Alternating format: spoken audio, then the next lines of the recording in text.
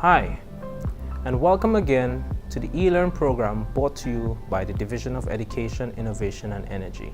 My name is Mr. Thomas, and I will be teaching you organic chemistry. So, last day, we would have looked at naming compounds. So let's take a little recap on what we would have done. One, we would have learned about naming organic compounds. All right, in that we would have learned that we would need the organic prefix. That would be meth, et, prop, bute, pent, hex, as it goes on, in order for us to name organic compounds. We would have looked at types of formulas. So we would have looked at the molecular formula. We would have looked at the condensed formula.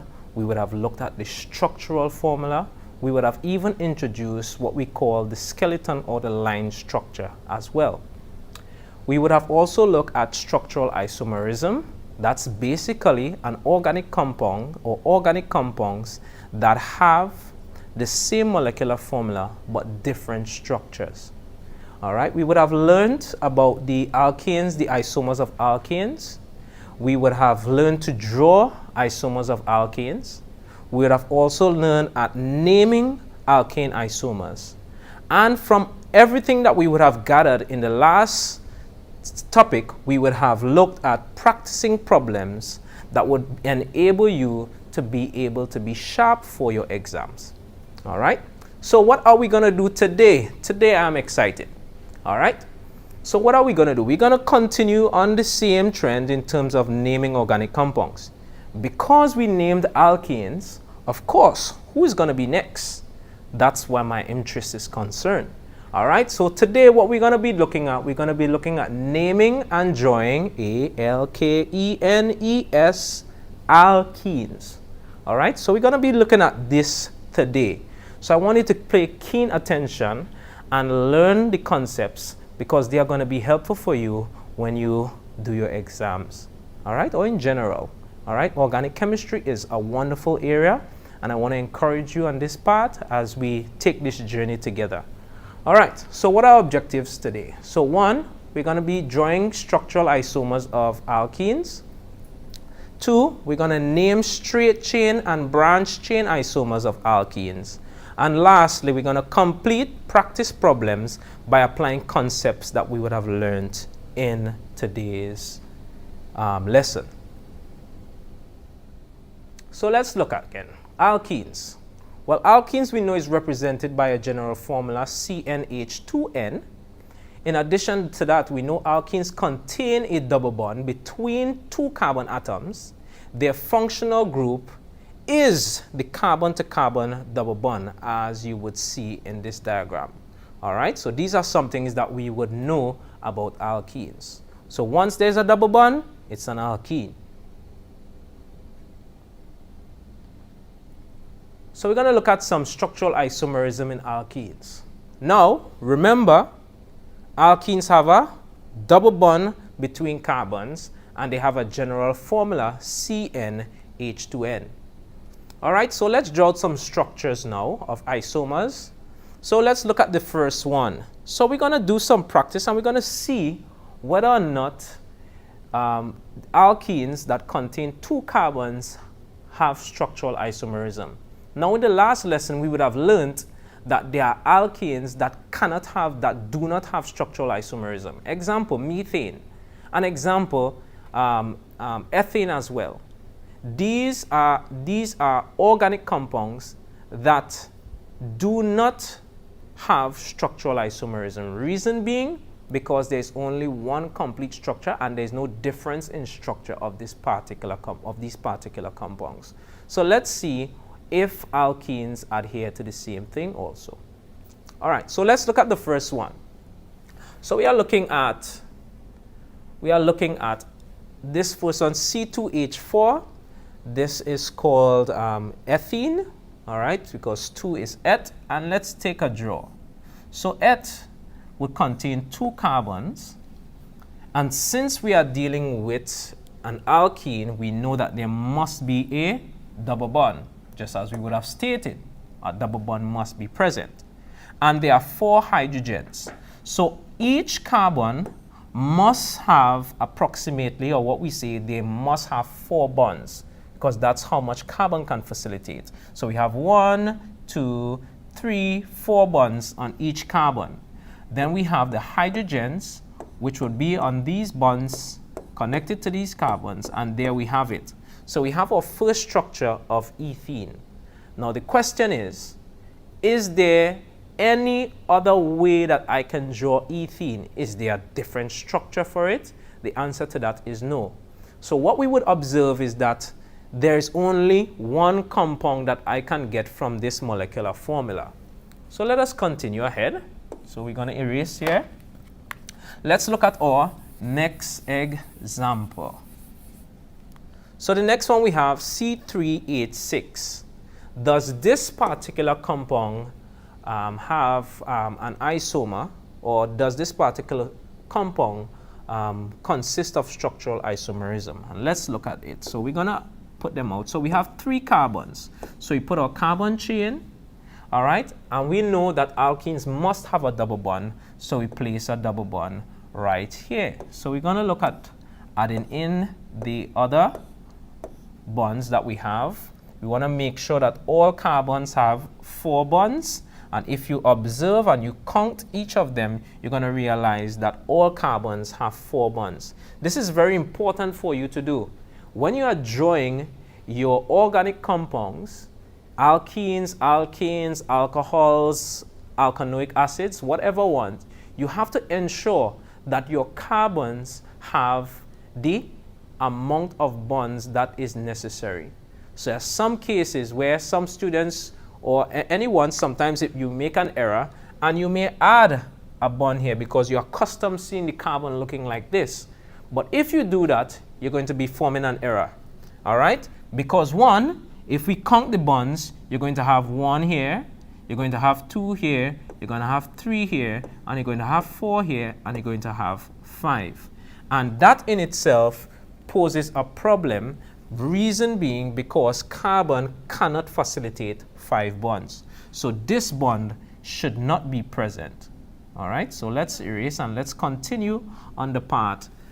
Does C4H8, which is propene, does it have structural isomerism? Let's put our hydrogens in and let us find out whether or not this compound has structural isomerism. All right. Is there another way to draw it? Some students will say, yes, you can shift the double bond. So I'm just going to move this across. By adding this double bond here, it's now going to make the compound different. As a result, I will have to erase this hydrogen, and of course, I would have to make an alteration to this one here and make it. Now, what this is actually the same thing that was before. So there's no difference. And you may not understand 100% now, but when we get into naming these compounds, you are going to see it very well. But in this case, it just seems like I would have just flipped the compound around. Remember, this side would have had the same CH3 bond. In addition to that, we did have a middle that contained the CH connection, and we had an end which had CH2. All right, so which is carbon connected to 2 hydrogens. So it's the same compound still. There is no difference. All right, so what we would learn is that there's also no structural isomerism with alkenes that have 3 carbons. All right. Now, let's look at C4H8. Let's see if we do have structural isomerism for this one here. So, we have 4 carbons laid out. And, of course, it must have a double bond. And we look at this. So I'm going to leave the hydrogens out because of time constraints. And then we're going to look at if there is another way of drawing it. Now, what I advise all students to do when you are doing your isomers especially when you come to alkenes, your first step in drawing a different isomer, you move the double bond to the adjacent carbon. Why did I say that? Now, for alkanes, when we make a change in the structural isomer, we begin by taking off and making branches with the carbons that we have in the particular compound. Now, where alkenes are concerned, one of the first steps in drawing an isomer, you move the double bond. This is going to help you to be able to see the different possibilities of the isomers that you would have. So let us continue. So one, my next structure for this, because I know I know for a detail that C4H8 does have another isomer. So I would shift the double bond to the second carbon. All right? And in shifting to the second carbon, I am now going to have a different structure. So let's draw them in. One. Is this a different structure? Yes. If we observe the ends, we can observe that this is a different structure. One, on this end, let me use a different color. On this end, we have a carbon that is connected to 3 hydrogens. All right? Let me see. And on the other end, so we do have a carbon here that is connected to 3 hydrogens. So yes, they are similar. Okay, so let's go ahead. There is a carbon on the next end that is connected to 2 hydrogens.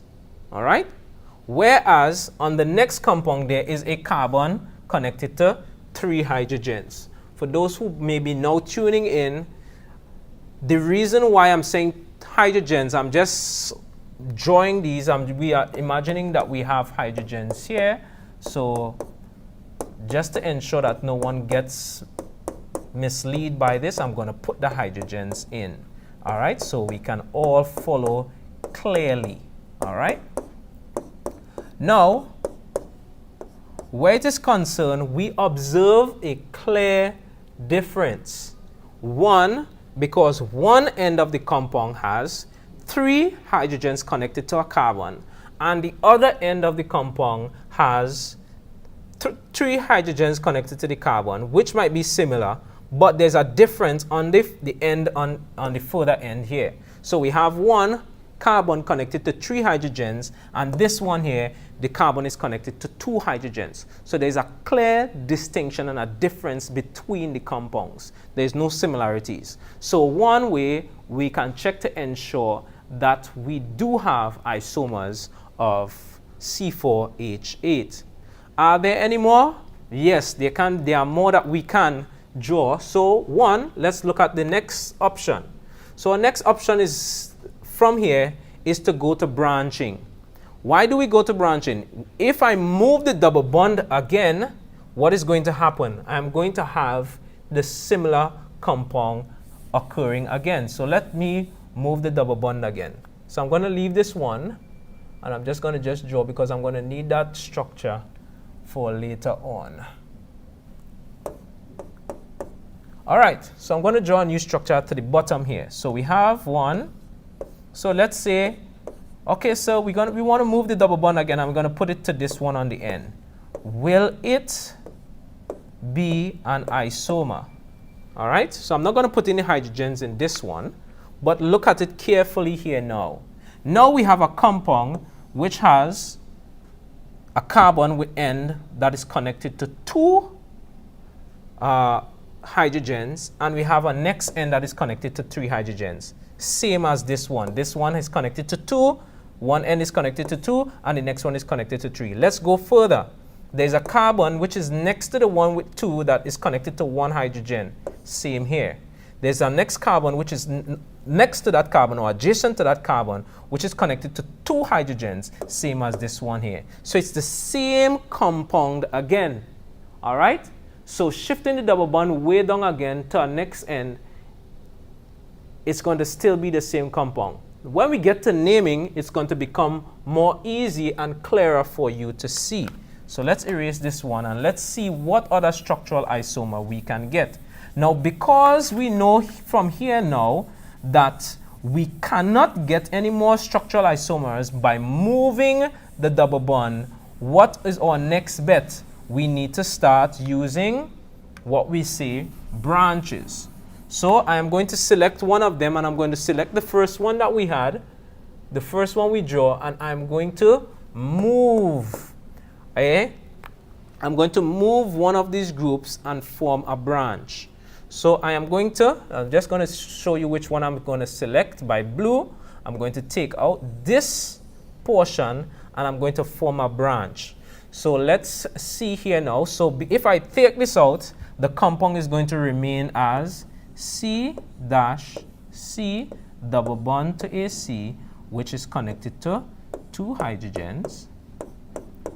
And I'm going to make it a branch. Now, when you are making a branch, I always advise my students as well to move the branch to the adjacent carbon that you remove the carbon from.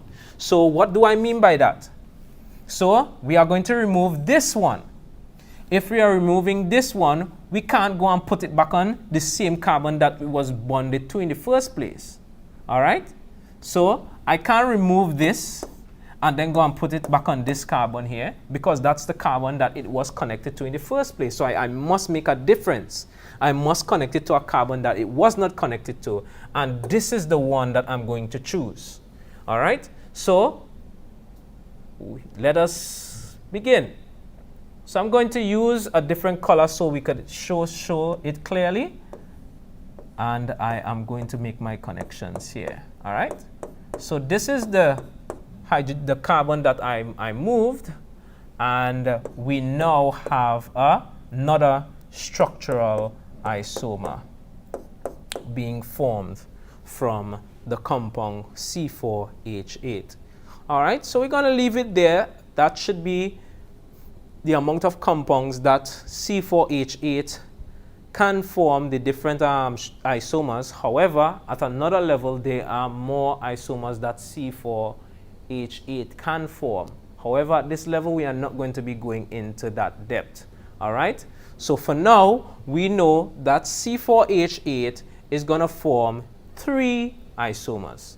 All right? So I'm going to erase this here now. And as I said, as we continue to go ahead and we learn to name these compounds, we are going to be able to identify whether or not they are isomers as we proceed in the lesson today. All right, and we have some nice practice problems that is going to help to cement these concepts that we would have learned today. So I want you to keep tuned in. We are almost through. All right. All right, so there are other compounds. You can practice these other 2 in your time, applying the concepts that I would have done here, and you would see how many isomers you can get. Always remember that when you are doing isomers, when you are drawing isomers for alkenes, begin first by moving the double bond around the chain. When you are complete with that, eventually what you can do now is look out at branching. So you can take off carbons, you select them, and you can start going into branching. All right? Just as we would have done with alkenes. All right, so alkene isomers formed by branching. What have we learned? So some of the things that we have learned so far from the little exercise that we have is that alkenes with 4 or more carbon atoms show structural isomerism resulting from 1, a change in position of the carbon-to-carbon double bond. So I would have known that, all right? And I kept reiterating this, that you must move the double bond first. It's going to help you. It's going to assist you as you are going on. All right? In addition to that, we can also form structural isomerism from branching of the molecules. Okay? So this is where we have alkenes. This is what we would have learned today. All right, let's continue. Name examples of alkene isomers. So we would have done C4H8. And I told you that naming these compounds are going to help us to further understand the difference between the structures. All right? So let's look at this first one. So the first compound we have here, the second, we would have drawn all of these before in the slide before, and the third. So these are the three isomers that we say C4H8 can form. Now, the first one, we call it but-1-ene, or we can refer to it as 1-butene. We're going to find out how we get that name afterwards. The next, we can call it but-2-ene or 2-butene. And lastly, the third one, we call it 2-methylpropene. We're going to look at how we can form or how we come about with these names, and you're going to learn how to do that today. All right, so stay tuned, and we're going to be getting into that right now. So, naming isomers of straight chain alkenes. So, one of the first things that we need to know is we name a number, we name based on the number of carbons in the compound. So, a while ago I told you if there's 3 carbons, we know that it's prop, so we call it propene since we're dealing with alkenes. All right, so we need to use the organic prefix in order to help us to naming these compounds. We add "ene" at the ending to complete the name. In addition to that, when there are 4 or more carbon atoms in a chain, the location of the double bond is indicated by a number. So that would have been shown in the example that we had before when we were looking at the names. So let's take a look at what we would have learned here. So we say that we need to find out how many carbons they have. So we number the carbons. So we can number 1, 2, 3, 4. So there are 4 carbons, and when we have 4, we call it but. Okay? So 1, next it says, and we also know that our ending is going to be "ene" because we are dealing with an alkene. All right? So it says here in the second step that when there are 4 or more carbon atoms in a chain, the location of the double bond is indicated by a number. So we did put a number there. We put 4. But what we're going to learn from here on afterwards is that when the double bond is present, we need to make sure that the double bond has the lowest possible number. So I'm not going to give the double bond 4. I would prefer to give the double bond 1. So example, I would prefer to do this number system. Instead of the first one that we did, I'm going to label it 1, 2, 3, 4. So the name of this compound would have been but-1-ene, or you can call it 1-butene. All right? So this is how we can apply this for all other alkenes, the same concept.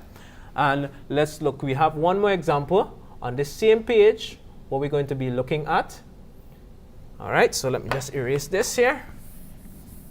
So the numbering system that we're going to prefer is the one underneath, 1, 2, 3, 4. Let's look at the next one. So we have another compound here.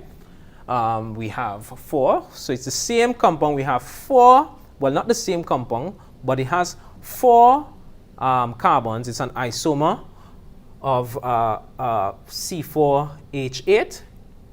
All right, and we have 4. Again, we said that we want to ensure that the double bond has the lowest possible number.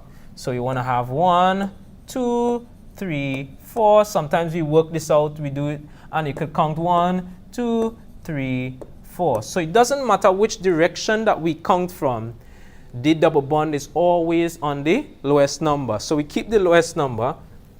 So it's 1, 2. So 2 is the number we can have, and we could also do it on the same way. So it's 2. So in this case, we're going to call this compound but-2-ene, or we can call it 2-butene. All right. So I think that we should be clear here. So let's move on.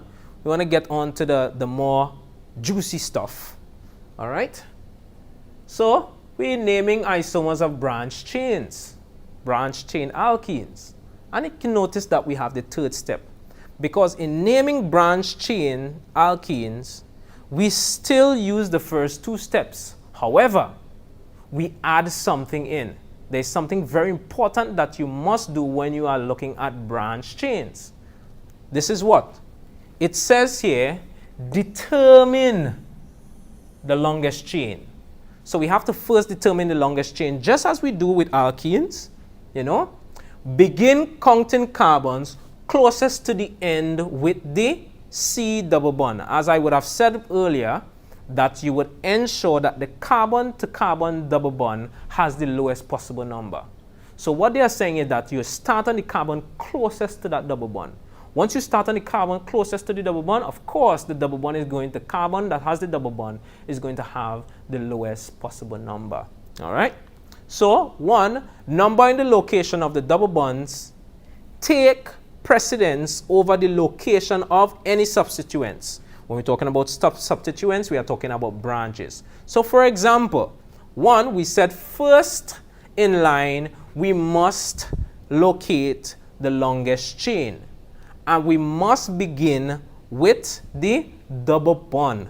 The double bond must be in that longest chain. If the double bond is not in the longest chain, then the double bond doesn't take precedence over the molecule. So what we ensure that we do when we are naming our alkenes, that the double bond is going to take precedence. And we want to make sure that we have the lowest number. So I'm going to start with this carbon. This carbon, because this carbon has the double bond, and it's going to be the lowest one, which is 1. So I can go 1, 2, and 3, or I can make it straight 1, 2, and 3. So which is this? So this is very easy here. All right. So I'm going to keep it just like that, and I'm going to call this my longest chain. So my longest chain, now what will I do? I will name the longest chain. And how do I name the longest chain? The same two principles or the same two steps that we would have looked at earlier. 1, when you are naming these chains, you have to ensure that you count the carbons inside of them and you give it the name based on the number of carbons. So how many carbons do we have in the longest chain? We have 1, 2, and 3. The number for 3 or the organic prefix for 3 is prop, and since we are dealing with a double bond, we know that we add ene because it's an alkene. So the name of this longest chain is going to be propene. All right? So that's step 1. All right? In naming our branch chains. Are we finished? No, there is more. So let's proceed. Does it end there? There is more. All right, so we're looking at the next one, the 4th one. Name and number the location of each substituent, which is talking about the branch chains. The name of these substituents will be written before the main chain and will end with -il. All right, so example CH3 would be called methyl C2H5, and we're talking about C2H5 as we would have dealt with, we will be ethyl, and C3H7 would be, and this is just condensed forms of how these particular branches would be written.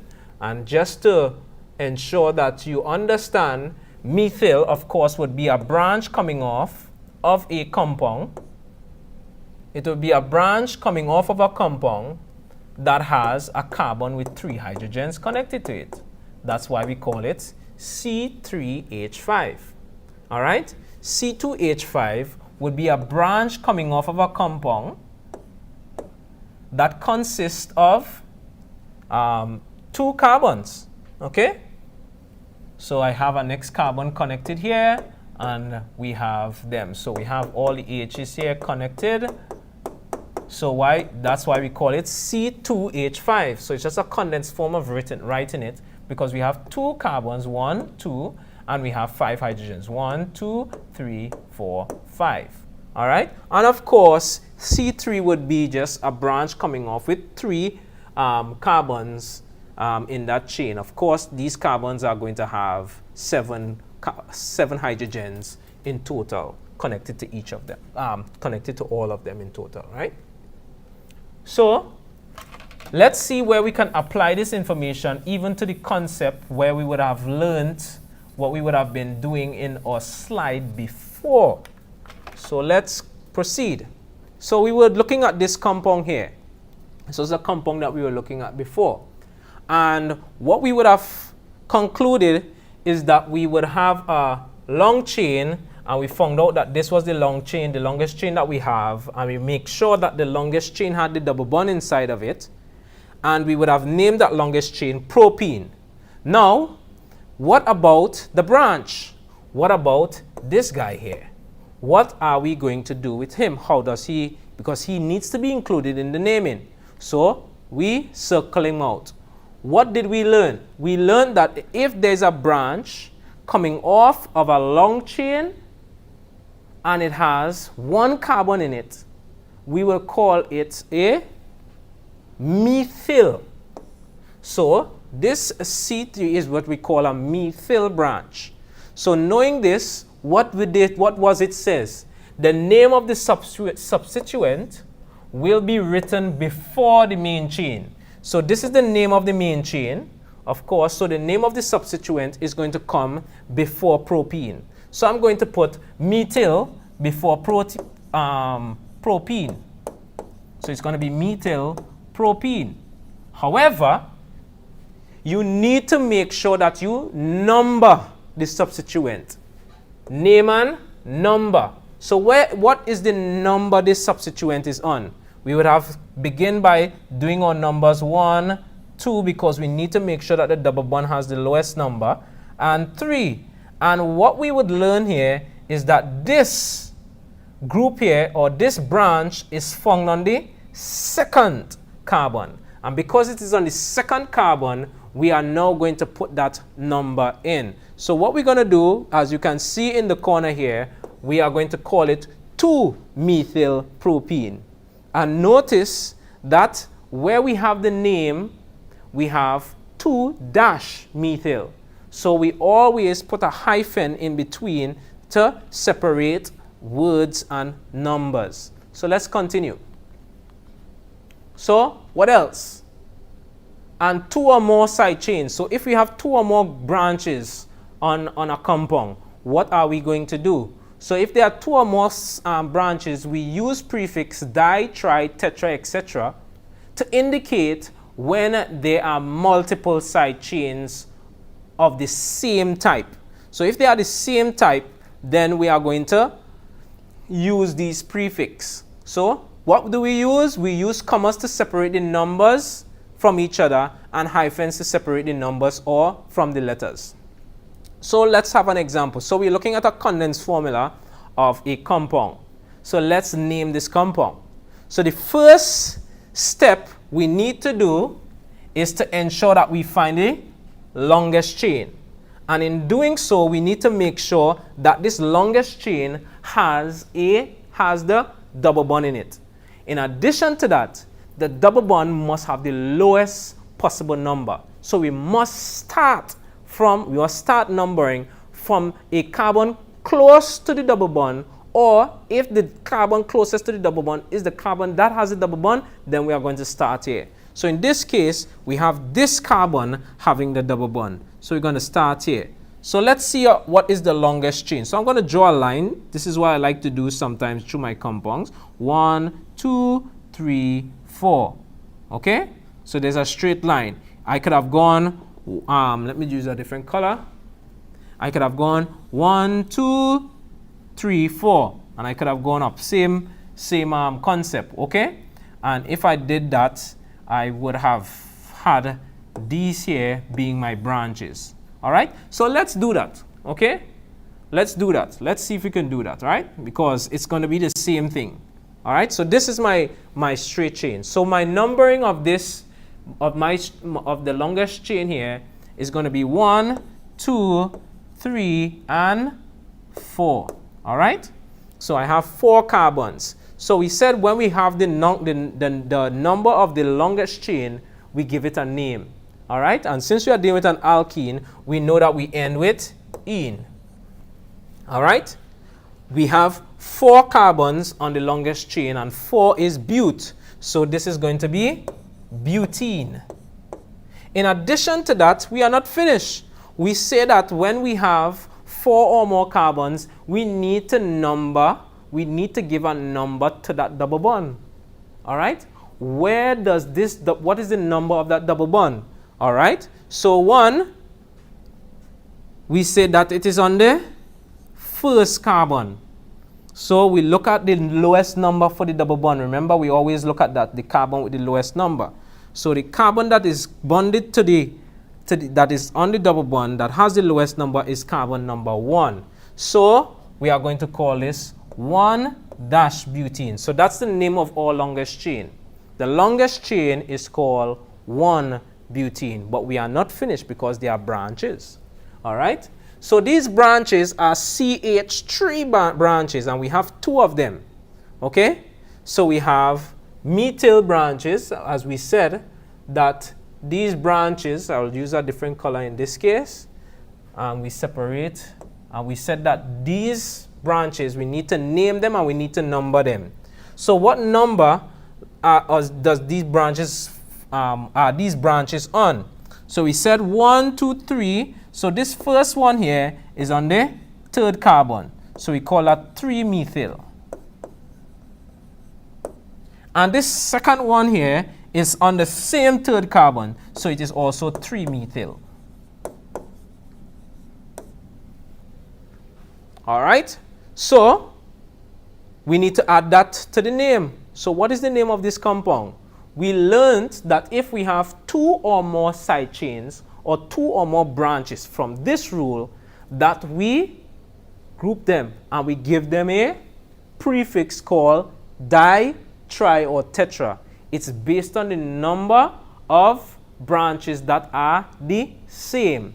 Now we have 2 branches that are the same. The 2 branches that are the same are the methyl branches. So we have 2 methyl branches. So what would we do? I'm just going to leave this and make some space. We're going to say dimethyl instead.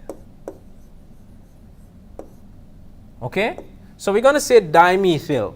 Why dimethyl? Because there are 2 methyl groups. All right? In addition to that, we need to add the numbers. These 2 are on carbon 3. So we need to put that number in front, which is 3. But it's not complete. There are 2 methyl groups on carbon 3. So we must put 2 numbers, which is 3, 3 dimethyl. And some people say, sir, why?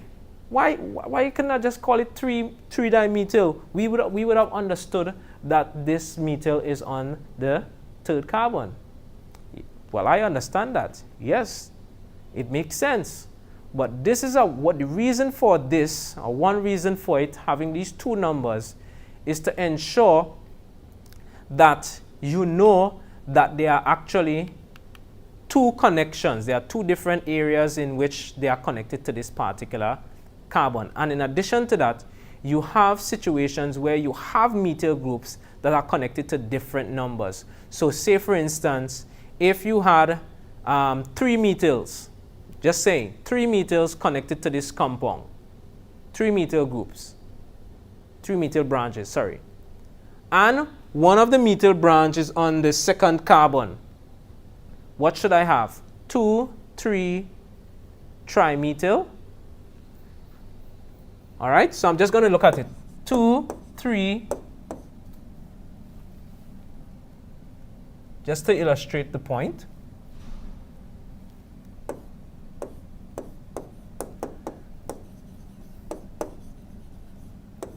That's saying is if there was a methyl group connected here. All right.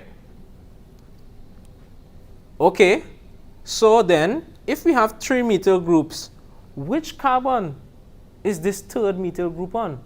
Is it the 2nd or is it the 3rd?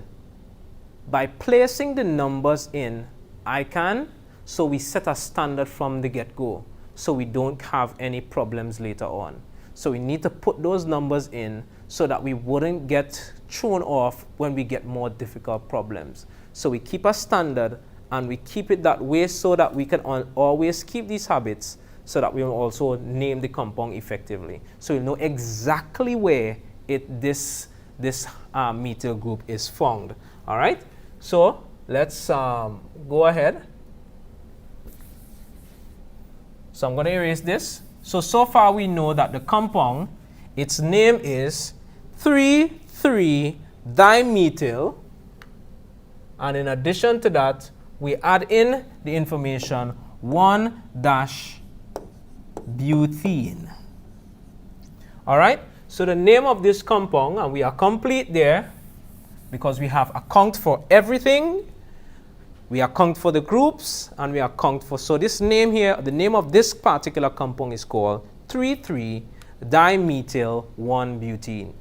Okay, so let us tap ahead. So alkene isomers formed by branching. So we would have now understood why I would have called this compound but1-ene. You understand now? Reason being is because one, it's a long chain carbon, there's no branches, so it's very simple. The double bond is found on the first carbon. So I would call it, and there are 4 carbons, I call it but1-ene or 1-butene. Next, I call this one 2-butene because the double bond is on the second carbon. All right?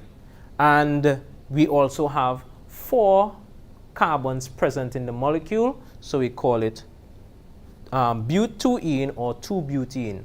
And lastly, we have one with the branch, where we'll call it 2-methylpropane or 2-methylpropane.